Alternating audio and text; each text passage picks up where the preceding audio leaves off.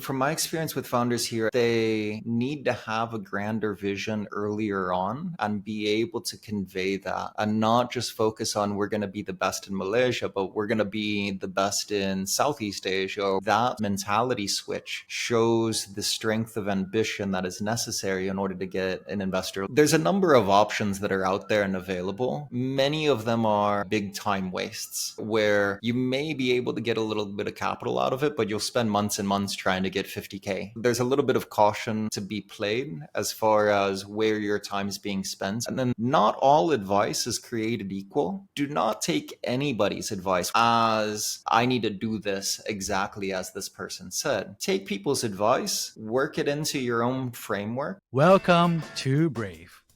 Learn from Southeast Asia's best tech leaders. Build the future, learn from our past, and stay human in between. No BS on success. I'm Jeremy Au, venture capitalist, serial founder, Harvard MBA, science fiction nerd, and dad of 2 daughters. Every week, we debate startup news, interview changemakers, answer listener questions, and share personal insights. Join our movement of over 20,000 members and get transcripts, resources, and community at www.bravesea.com. Meet Ringkas, your go-to digital mortgage platform breaking down financial barriers for home seekers across Indonesia and Southeast Asia. They operate in more than 15 cities in partnership with all major Indonesian banks and premier property developers. Ringkas is on a mission to democratize homeownership and create over 100 million new homeowners. Don't just dream about owning a home, make it a reality. Explore more at www.ringkas.co.id. Hey, Kevin. Really excited to have you on the show. It's been awesome hanging out with you. And you're an expert on Malaysia and especially on the venture capital scene. So really excited to have your perspective. Could you please introduce yourself real quick? Sure. I am the founder and managing partner of Indelible Ventures based here in Kuala Lumpur. Also the host of the podcast Sea of Startups, which focuses on the founder stories here in Malaysia as well. And then I run a number of event series and also recently relaunched Founder Institute, a pre-seed accelerator here in Malaysia as well. Amazing. Yeah, I was part of your demo day. That was just a few weeks ago. And I thought it was just really heartening to see a lot of young founders. Still very early, definitely pre-seed. And I think there was a handful that kind of like were on the right track. And I think investors were engaging much more deeply with them. But overall, I thought it was a great facilitation by yourself for that. Yeah, I think it's a necessary component. I've long thought, and the reason why I did it in the first place of relaunching Founder Institute was we have this big gap in the very early stages. When you think about developing an ecosystem, you have to layer up from the bottom. And so getting that pre-seed accelerator is a necessary component so that we can grow companies that graduate up to a seed stage, which is where Indelible focuses. So there is a benefit of perhaps maybe I can create some pipeline for myself. But overall, the ecosystem, the only way to build large companies is to start off with small companies that get bigger. Boo! I just want to harvest the big ones. Why do all this work? Why, Kevin? So why have you been nurturing startups for such a long time? Could you share a little bit more about your early journey? Yeah, so obviously I'm not Malaysian. You can certainly tell that one. But I came to Malaysia maybe about 7 years ago now. I was working for another investment fund where our mandate was, they called it Asia, but it was really just South and Southeast Asia. So it was relatively narrow. The investment mandate was relatively narrow as well. Most of my time was spent in the high volume markets, which would be India and Indonesia. But because I was living in Malaysia, I got quite involved into the startup ecosystem, and I was volunteering my time as a business coach, as a mentor for a variety of programs that function here. And I kept on seeing a similar sort of story where there was a lot of potential. I think a number of the programs that are here, they're operating not from the startup ecosystem sort of standpoint, but more of like administrative agencies that are looking to develop things. And they lack some of that developmental skill set towards that sort of 0 to 1 problem that companies have. And so over that time period, I recognized that there was an issue there. And then as well, the funding ecosystem has a very gaping hole that is a big challenge to its overall development, which is seed stage. You can find angels perhaps for getting the pre-seed and getting off the ground. And as the check size gets larger, you can tap into international markets. Certainly our southern neighbor of Singapore, where you're at, is the primary source where people go to. But when you're trying to get to that point at that seed stage, there's really not very many options. You can count the available options on less than one hand, and that does not bode well for the ecosystem. So that kind of triggered me into action, and about 2 years ago decided to launch Indelible Ventures. That was intended to bridge that gap, albeit we have a specific thesis around looking at B2B companies. But it was still to see that, identify that funding gap and wanted to plug that in. And that just snowballed into wanting to do more in order to support the ecosystem as well. Amazing. So, what have you noticed about pre-seed and seed, the early stage for startups in Malaysia? You and I have talked shop before about how it compares against the US, but also how it compares against Southeast Asia. So, what are your perspectives? So there's a number of things that I could comment on, but I think that probably the bigger point to make is that Malaysia has not yet gone through the strength of generational cycles that you see in some other markets, where you have a couple instances of second time, third time founders, but you don't have very many of those. And you don't have many stories of employee number 3 now spinning off to start their own startup where they experienced hyper growth and now they kind of have that knowledge set that then they can go on and start their own new startup and endeavor upon a new venture. You have that in Singapore. You now have that in Indonesia as well. And I think we're really lacking some of that component in the maturity of the ecosystem from that respect. I think as well, we need to do better on the educational side, the pathway of entrepreneurship. I've worked in Latin America. I've worked in many parts of the world. And most parts of the world, there's a stigma around entrepreneurship where you need to go get that steady paycheck. It's stable, it's consistent, it's reliable. The expectation that you're going to go the family pathway. So you need all of that stability. We need to normalize entrepreneurship and that it's okay to take those risks. And I think the combination of that would go a long way towards improving the ecosystem. Very true. I think what's interesting, why it jogged my memory, is that Malaysia as well as Thailand actually have really high GDP per capita in ASEAN. And actually, I would say Indonesia and Vietnam are both one tier lower in terms of GDP per capita, and Singapore is top of that. So what's interesting at this conversation here is that it doesn't link, right? In the sense, like, you know, it feels like Indonesia and Vietnam are already starting to have that generational side. I think they're on their second generation now. But it doesn't feel like Malaysia has really kind of had that click. Do you think there's a fair assessment from your perspective? I do. And I normally say that Malaysia is starting to fall behind its neighbors. When I arrived into the region, it would be fair to say that Malaysia was kind of the number 2 market,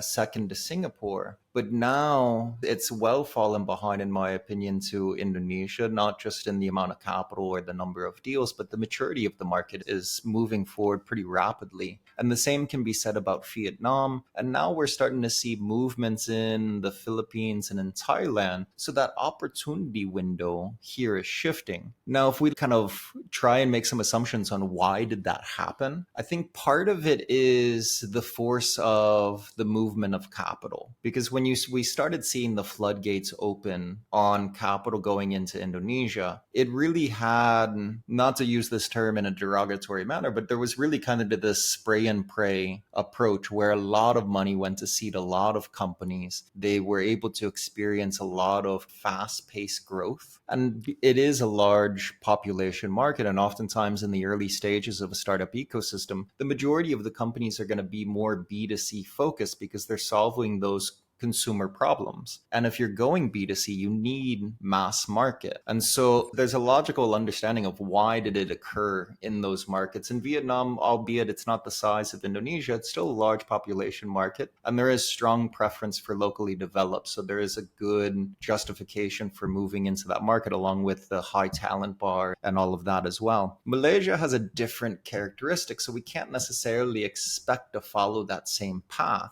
But I think the area where Malaysia can compete on is to recognize that it has historically been the number 2 rank in regards to a regional hub for corporate entities, using Malaysia as the hub for treating with ASEAN countries, whether it's a multinational, the locally developed ones. So we can leverage on that kind of positioning base. And I think that there's a big opportunity for the B2B segment to leverage Malaysia. And that's kind of where I'm staking my thought process on in regards to where the startup ecosystem should evolve here. Yeah, that's totally fair.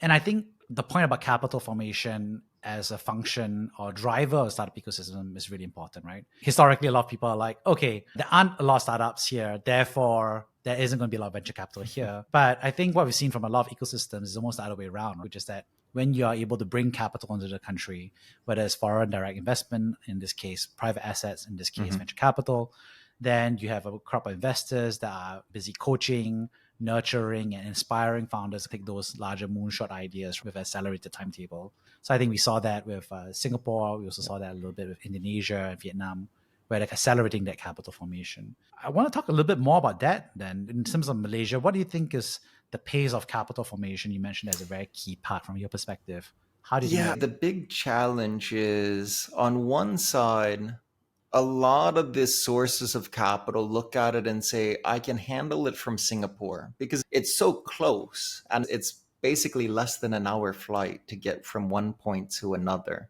And so there's this perception that you can simply treat it that way, which is fine when it comes to the larger size companies. But when you're talking about building those initial layers of having the ground game to see who's coming up through the pre-seed ranks and who's graduating into the seed ranks, that requires a little bit more of a physical presence in order to be able to do it justice and actually be able to spend time, because otherwise it can become a costly affair to constantly be hopping onto that plane to come in and visit the market. And so it just doesn't make as much sense.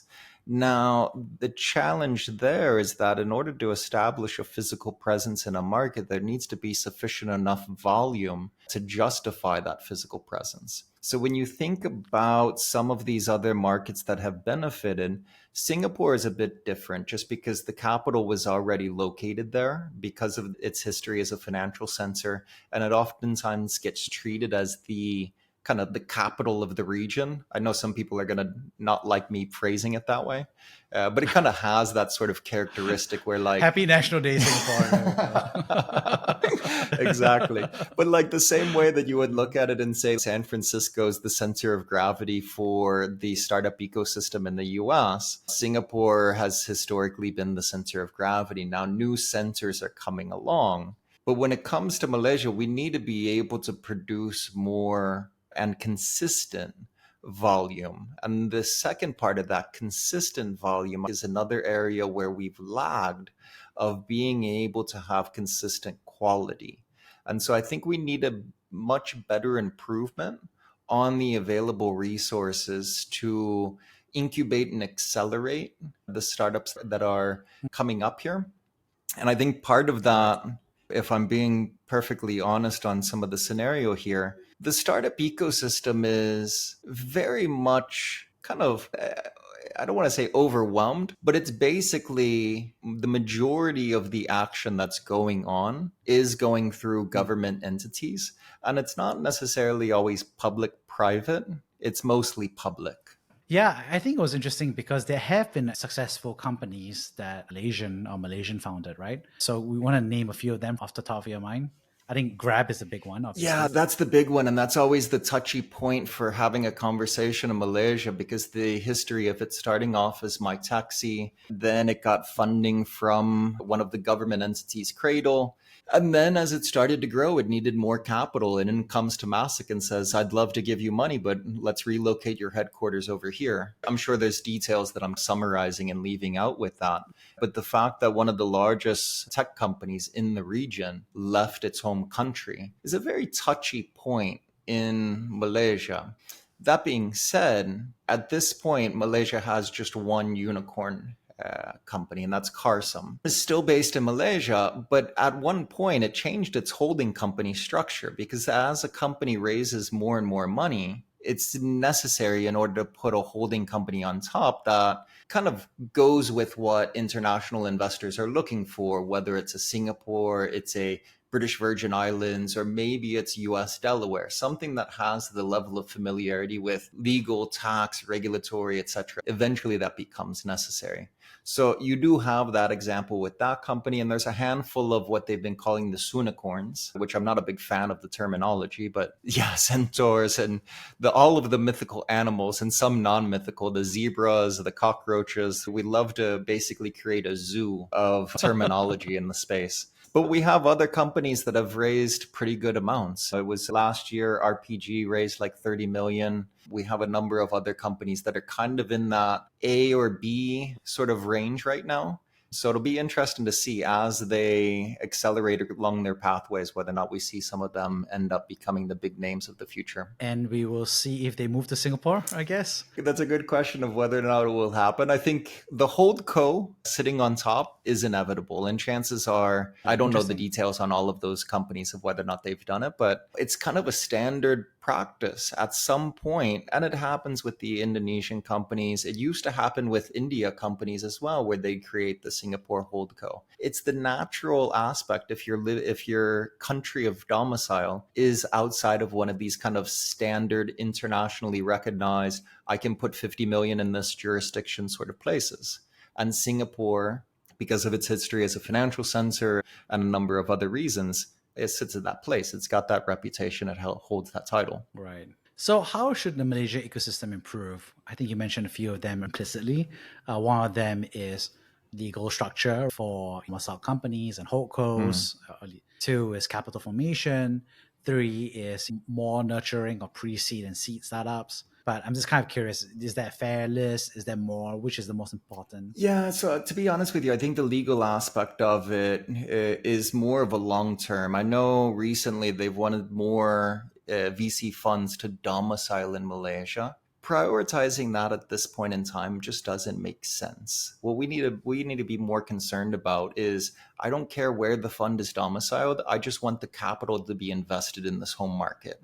And so they should really be working on the incentivization to be agnostic for domicile, but very conscious about where the deployment of that capital is going. Currently, they do have some tax incentives. Does it make sense the domicile focus on the destination of the capital is definitely an aspect. There still remains a bit of a crowding out effect because of the size of government involvement. It becomes much more public versus public-private, and we need to start weaning that away so that it becomes much greater on the private participation. Without private participation, you start lacking the ability to bring in expert knowledge, experience, etc., that unfortunately government entities across the globe, it's not unique to here, they generally just do not have. Because if you have that knowledge set, generally you're in the private sector because it pays a whole lot better. And so there's that aspect. And definitely, as I referenced before, we need to layer up the ecosystem. So we need to really focus on those earlier stages. I oftentimes disagree when I see some of the efforts getting steered. A lot of times they say that the biggest problem is more on the A and B stages. I don't see that being the case whatsoever, because the larger the check size, the more international the capital is. It doesn't really matter as much anymore. So if we want to focus on getting more of those companies, we need to focus on starting from the beginning and layering them up to where they can succeed. If a company is at B round and unable to raise capital, it's not necessarily a factor of that country market. It could be the industry has fallen out of favor, or maybe they're just not competitive to the pool of global options that are out there. There's many different factors. Maybe they need to focus on being just plain profitable. There's a number of reasons why you may not graduate from B to C. That doesn't mean that it's not a good business. It just means that it may have fallen off the VC path. Yeah. I like the nuance here, which is that I think it wasn't obvious to me, honestly, a year ago. It's become much clearer, is that if you're Series C, Series D, everybody is there, right? And all the global investors know who you are. They have you on PitchBook. They have an automated trigger that goes on and says, let's make sure we talk to them every year, every 6 months. Yeah. And let's see where they are, right? So all the companies are being kind of like tracked from a global, if not regional headquarters, right? That can service the whole of Asia, the whole of Southeast Asia, so for example. And I think obviously Series B, Series A is that gray zone, which I think is fair. It's in between. There's a mixture of local funds, there's a mixture of regional funds. Yep. But I think that definitely the pre-seed and seed is very much a lot of work needs to go there to make it happen. Yeah, it's much more localized when it comes to that. And it's very much attributed to the amount of groundwork that you need to do in order to be able to surface that amount of deal flow. Because the size of a portfolio, of what constitutes a diversified portfolio, it's much larger at the seed stage and much lower in the later stages. And so in order to be able to accomplish, you need a good ground presence. And that's one of the things that we simply lack here, is because they're oftentimes focusing on the later stages as opposed to the earlier. Let's kind of like double click a little bit on that. So how do you envision this early help groundwork to be done? It feels like a lot of work. So one is Founder Institute. Obviously, there's demo days, there's exposure. And I think it was good because you actually bring in a good set of regional investors to be part of the demo. I think the feedback that we gave helped. You could see founders take a step back and just be like, okay, this is the feedback I'm getting, right, about what needs to be done. But what else do you think needs to be done from your perspective? So in my opinion, when an ecosystem still remains early on, I think that there's a higher necessity for a value add approach where you need to spend a little bit more time dedicating into knowledge transfer, value add, all of those aspects, which they don't really fit for a portfolio of 100. There's still a need for those types of players out there, but it's generally co-investing alongside of each other where you need more value add players so that you can skill up the entrepreneurial talent within a market. Some people may end up disagreeing where they say, hey, I only want to invest in the founders that don't need any help, which is a valid point. But if you're talking about... I think it's a valid investment strategy, yeah. Yeah. I've never met a founder that doesn't need some sort of assistance. No matter how good a founder is, there's always something that somebody needs. Nobody has 100% of everything that is necessary. Well, the argument would be that they don't ask you, they ask someone else. Maybe. Because they're good enough at asking, right? So they do need help, but they figure it out. Yeah. But I think we need more boots on the ground. So there needs to be more incentivization in order to get people spending more time looking at Malaysia as a destination. And really the only way that's going to happen is if we start producing a greater volume. So we need to be able to do better at some of the incubator and accelerator stages of it. And that was really the intention of launching Founder Institute here, was so that we can start participating in creating some of that volume. As that volume develops, then we'll start seeing more companies capable of getting into the seed stage, which the funding gap will still exist. Hopefully we can plug that, at least from the Indelible side, and leveraging some of our own personal networks, be able to connect them with a network of angels and otherwise that can end up bridging that gap. But over the long run, if we keep on plugging away at being able to consistently produce more volume and we end up showing some of those success cases, we'll end up having more of these funds that say, you know what, we now have a Jakarta office, we have a Ho Chi Minh office, let's set up a KL office. Yeah. Well, in that case, the airport needs to improve. The airport does need to be improved, and it's very far from the city as well. So the train is not so bad, actually. But I think the immigration... I get the benefit because I have a long-term visa, so I get to go through the automated gates that the locals get to go through. I would love to see the automated gate like that Singapore has. Although every time I go through that gate in Singapore, there's always this sign that says, look here, because it wants to do the facial scan. And if I look away, it works. If I look directly where it's saying, look here, it like goes through this loop of constantly asking me to look here. But still, it's 100 times That's better. A blessing in today's AI. Everybody's getting facially tracked these days. But if it turns out that your face just can't be focused on, that's like a superpower, like one of those minor superpowers, okay? Like, yeah, it also sometimes asks me to remove my face mask. And I'm like, it's just a beard. It's not a face mask. That's when the apocalypse happens, we know what the resistance needs to do. We all need to grow beards. In order to survive the apocalypse, the facial tracking drones. But certainly some improvements there could go a long way. Yeah. I think here's a point that you had, which is, like you said, public crowding out, right? Hmm. I think what we saw, for example, in Singapore is that a lot of that decision was made to do it from a matching perspective. So the match investments or the seed and invest in VC funds that would then go on and, of course, return some capital back to the government eventually. But I think the decision there was kind of saying like, hey, we want to see the formation of these allocators, but we don't want to be the ones doing the allocation itself, because these allocators bring their own knowledge, their own coaching, their own perspective. What do you think about that? How do you think that's the right approach in Southeast Asia and Malaysia? I do. I think that's a great approach. I think that there's two things that I would say on that. Is the first, that we can't be so obsessive around the jurisdictional domicile of the location, because if we're going to pool capital, it needs to be where those other capital providers are willing to put their money, which generally is going to be, there's really like 5 destinations, which it's US, Delaware, it's Singapore, Cayman, BVI. I guess it used to be Hong Kong, but politics have changed. So I don't know what constitutes the 5th anymore, but it's just not here. We have Labuan, but it's just not here. So that's the one thing. The second thing is we recently had a program that did just that. So there were 4 or 5 investment funds that came out of that matching program. The problem that I have with that is that they all went late stage. And so it wasn't really addressing any of the area where I believe that there's the true funding gap. It's not at the A, it's not at the B, it's not at the growth stage.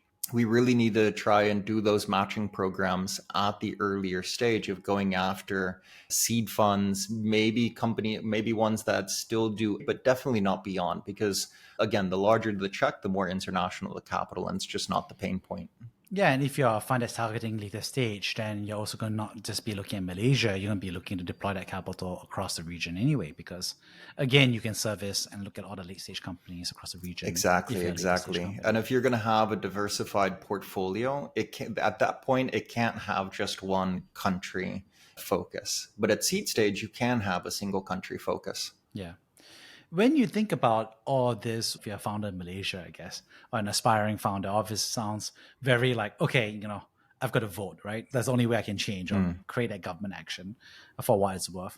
But if you're a Malaysian founder and you're looking to build or you're looking to scale and fundraise, what would you recommend them to really focus on? So I think that there's a couple of things on that. From my experience with founders here, they need to have a grander vision earlier on and be able to convey that, and not just focus on we're going to be the best in Malaysia, but we're going to be the best in Southeast Asia, or we're going to take over the world.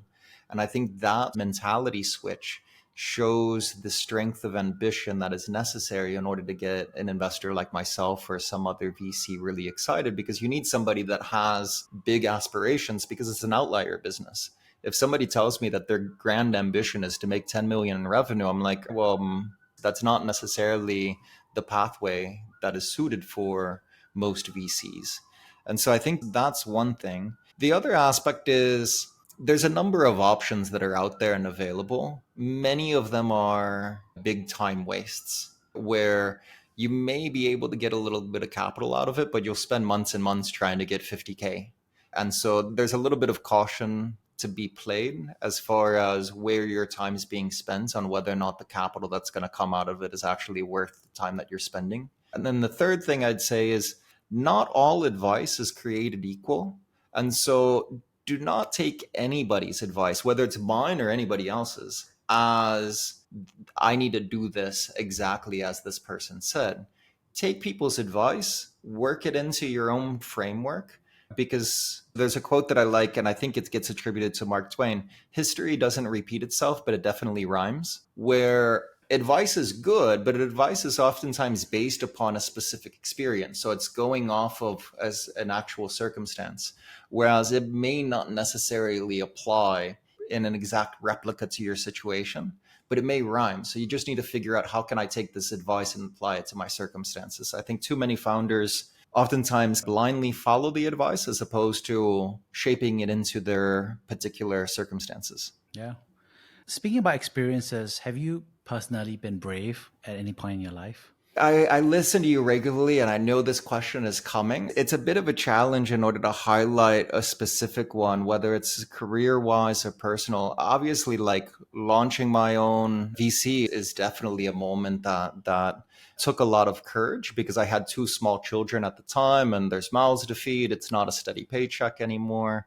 But I think if I was being perfectly honest with the thing that scared me the most in my entire life, it was when I got notified, when my wife told me that she was pregnant with my first child. And leading up to that, we had no plan to have kids. We actually said that we would No. never. And so then all of a sudden, I don't want to use the word accident, but surprise comes along. That for somebody that had their mind set, had been married for 10 years, lived a pretty decent length of life leading up to that point, that's a pretty worrying thing. But yeah, I think that's probably the closest I would say of feeling brave and going through something that actually scared me a bit. Oh, totally get it. I empathize. My first kid was also an accident, and now we have two as well. Yeah, so, yeah. yeah, accidental evacuation. Yeah, yeah. So, so wait, so let's talk a little bit more about that. So you had a life that you planned without kids. So what was that conversation like? Like you started dating and you were like, let's not have kids. Is that how it came out? Or No, how it came out later. So, like, we got married when we just came out of grad school. So now, at this point in time, we've been married for 15 years. So we got married rather young. And just over time, we got married when we were living in New York, which is like the Peter Pan city. People just don't want to grow up. Yeah. It's not necessarily suited for having children unless you move well outside of the city. And so then started having a few international relocations, and just years kept on passing by. And as we go from 5 years married to 6 years to 7 and beyond, just the conversation started evolving that it's just not in the cards for us and we'd prefer not. When it does actually come, I could not think of ever going back. Now it's just like, I can't imagine my life without. And now you have two. So you went for the first one. Yeah. Once you have one, like, we need a play buddy. And it's good because the pandemic came. So it was good that she actually had somebody to hang out with. In for a penny, in for a pound. Yeah. But we're done at 2. There's no need to go for 3. If somebody had not 2 pounds, not 3 pounds. Exactly. I have 2 daughters. So if somebody said, I guarantee you 100% it's a boy, maybe I'd consider it. But my wife is one of 4 daughters. Now talk about scary. 3, maybe 4. Ooh, I'd be way outnumbered as the sole male in the house. Yeah, I also have 2 girls.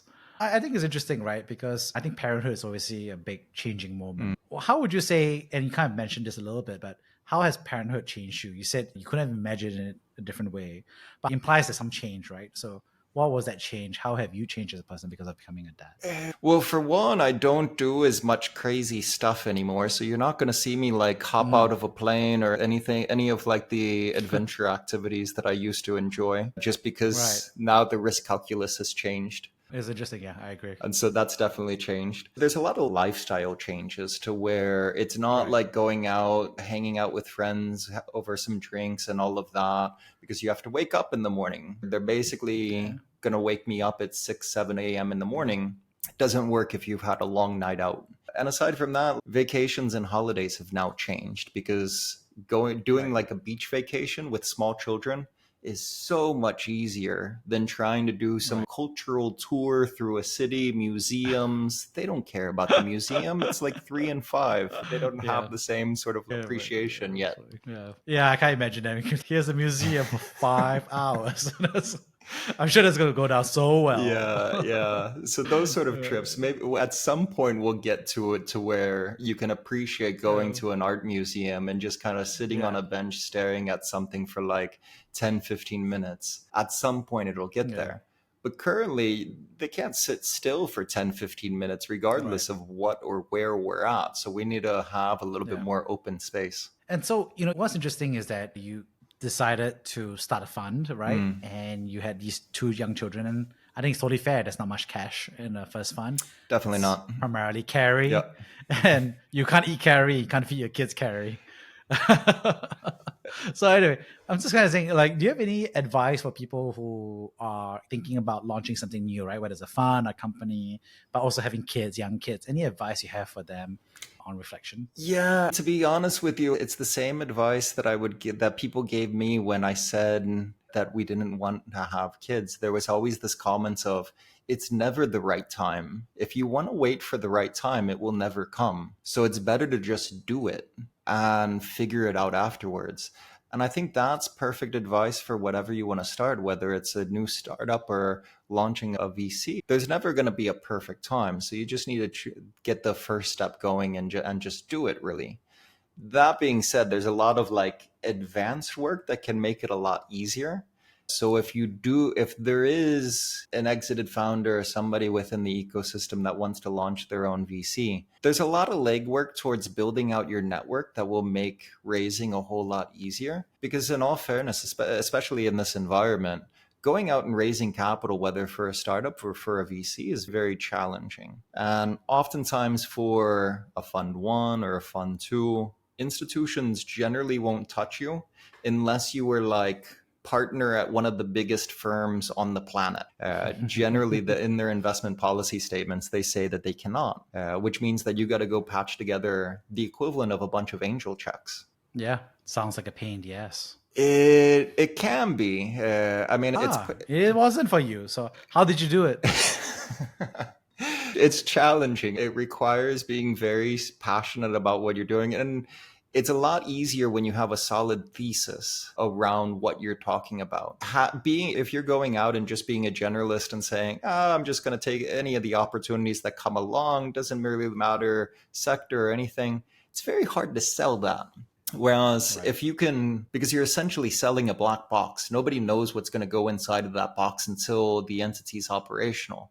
So trying to get somebody on board, you have to really sell that vision. And the same way that you would build a startup, you go friends and family. Well, I guess you could say the friends and family and fools, but I try not to have too many fools around. And then you basically start doing the whole networking of getting into the circles of high net worth individuals, and then going from the high net worth individuals and graduating up to the family offices, and then looking at some of the corporate entities.